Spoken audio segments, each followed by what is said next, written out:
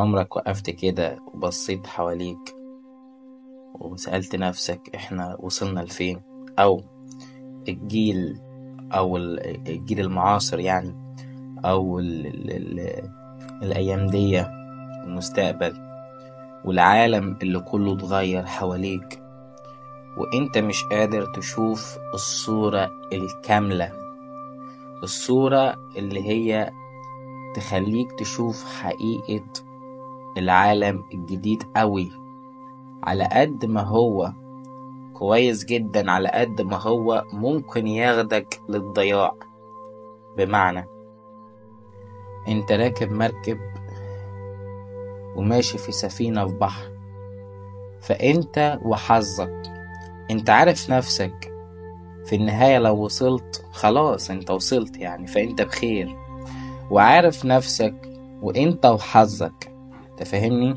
يعني انت في الدنيا دي وانت وحظك، انت في رحلة مش مجرد لحظة عابرة، دي لحظات وايام وعمرك كله الكامل اللي جاي. هي عينيك هتشوف الواقع بكامل الحقيقة، مش الايام اللي جاية، الايام دي انت بتشوف بعض نماذج او بعض التطورات اللي مواكبة، يعني حاجات فوق الخيال، زي الذكاء الاصطناعي.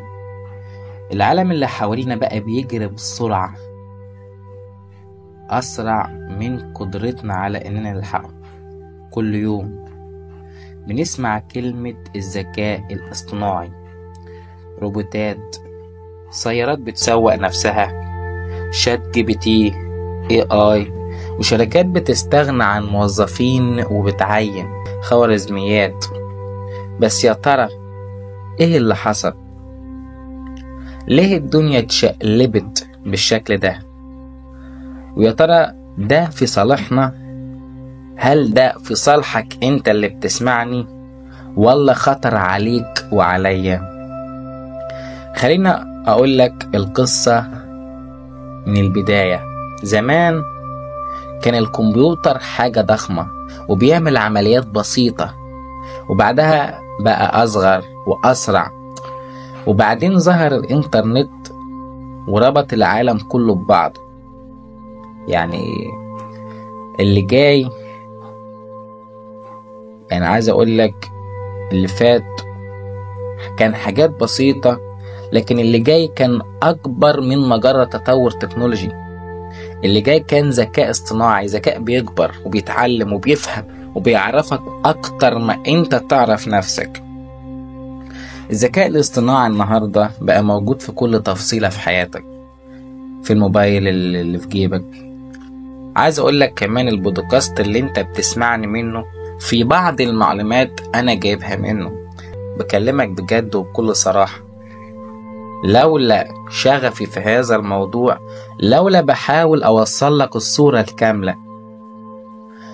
يعني عايز أقولك الموبايل اللي في جيبك ده ذكاء اصطناعي، فيه حاجات متطورة عالمية ضخمة كبيرة جدا من صناع وأفكار وناس يعني طورت الحاجة دي لدرجة إنها بتسوق نفسها. يعني زي الآيفون، زي إن في موبايلات حديثة جدا في شغل ذكاء اصطناعي ربطوه بيه، فمخليه على أعلى التطور وأعلى من أعلى الماركات كتكنولوجي. يعني عندك الإعلانات اللي بتطلع لك على الفيسبوك دي، اللي انت بتقعد تعمل سكرول على طول الفيديوهات، الإعلان انت بتتفرج عليه، عايز أقولك إن هو ممكن أو غالبا بنسبة 90% معمول من الذكاء الاصطناعي. في الأغنية اللي على برنامج سبوتيفاي يرشح لك، في الطريق اللي جوجل يقول لك امشي فيه، وفي الشغل اللي جزء كبير منه بقى ممكن يتعمل بدون بشر. يعني الشغل اللي انت بتشتغل، او الوظيفة اللي انت هتشتغلها، او الوظيفة اللي انت ايديك شغالة فيها كمحرك، انت ممكن يستبدلك يستدلك ازاي؟ من خلال الذكاء الاصطناعي كروبوت. يعني عايز اقول لك كل ده مش بس هنا. تبدأ الحكاية الجد بقى.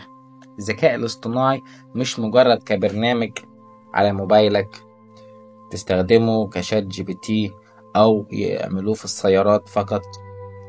ده عقل بيكبر كل ثانية، بيتغذى على بيانات العالم كله.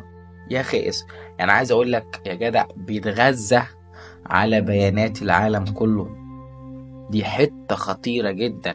انت عارف يعني ايه ان الذكاء الاصطناعي معاه كم الضخم الهائل الغير محدود من كمية معلومات ضخمة جدا عن العالم او اللي في العالم؟ قد ايه الذكاء الاصطناعي مجمع كل الحاجات دي ورابطها ببعض، وبيفهم الانسان مش بس كارقام لكن كفكرة، كعاطفة، كاختيار. للدرجة دي؟ للدرجة دي. انت ممكن تفتح شات جي بي تي من خلال موبايلك اللي انت بتسمعني منه دلوقتي، وتشغل تقعد تكلمه ويكلمك كأنه انسان انت بتتحدث معاه او بتتكلم معاه.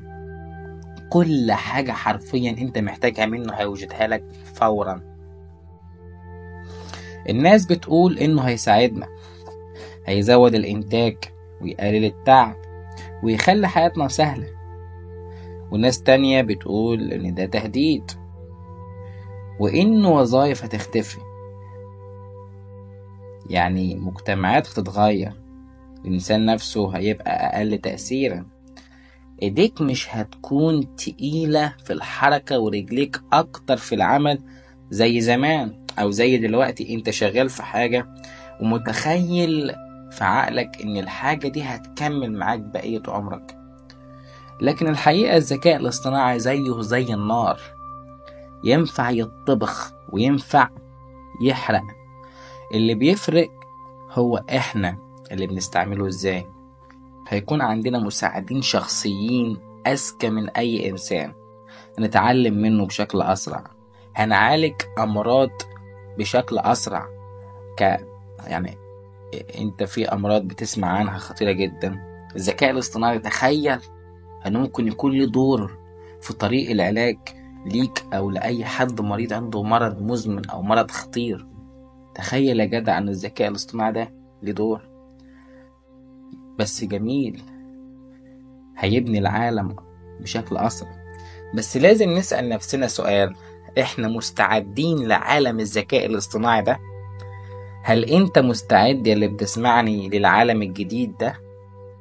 لو انت مستعد اكتب لي في الكومنتات واضغط لايك. ولا هنتفرج عليه وهو بيغير كل حاجة واحنا واقفين مكاننا؟ في الاخر الذكاء الاصطناعي مش نهاية العالم ولا بداية عصر الروبوتات، ده بداية عصر جديد. صدقني، عصر الانسان اللي بيفهم التكنولوجيا ويسيطر عليها مش العكس. ولو سألتني ايه الخلاصة هقولك اللي مش هيتعلم واللي مش هيتطور الذكاء الاصطناعي مش هيسمع عليه ومش هيستنى. مش هيستناك لما انت تأجل الموضوع وتقول هتعلم بعدين الذكاء الاصطناعي واحمل برنامج شات جي بي تي وافهم واخد معلومات ونصايح. لا، اتعلم وحط ايديك وفكرك وعقلك في الموضوع. الموضوع حقيقي بشكل جد خطير جدا في المستقبل. وعايز اقولك ان الموضوع بدأ من كام سنة فاتوا قريبين جدا، وعمل طفرة هائلة، عمل يعني تأثير بشكل جيد. عايز اقولك انت بايديك تصنع المستقبل وبايديك تدمره.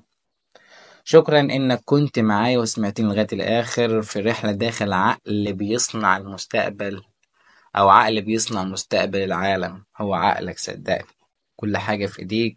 ان شاء الله هنغير الواقع بايدينا الفترة الجاية ومستقبلنا. متنساش لو انت مش مشترك عندي اشترك وفعل خاصية الجرس، وانتظرني في فيديو قادم ان شاء الله. سلام.